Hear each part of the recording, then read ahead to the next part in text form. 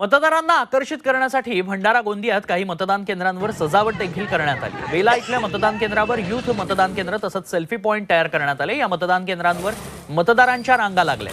त्याचा आढावा घेतला आमचे प्रतिनिधी प्रवीण तांडेकर यांनी।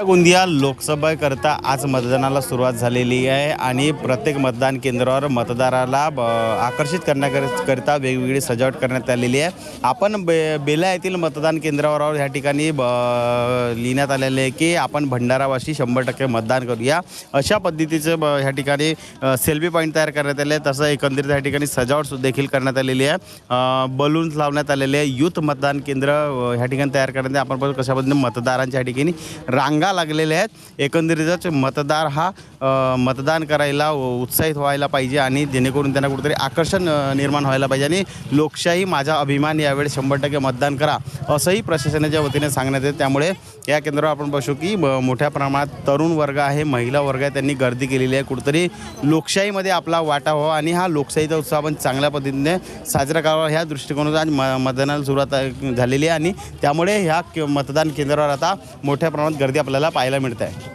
प्रवीण तांडेकर, झी 24 तास, भंडारा गोंदिया।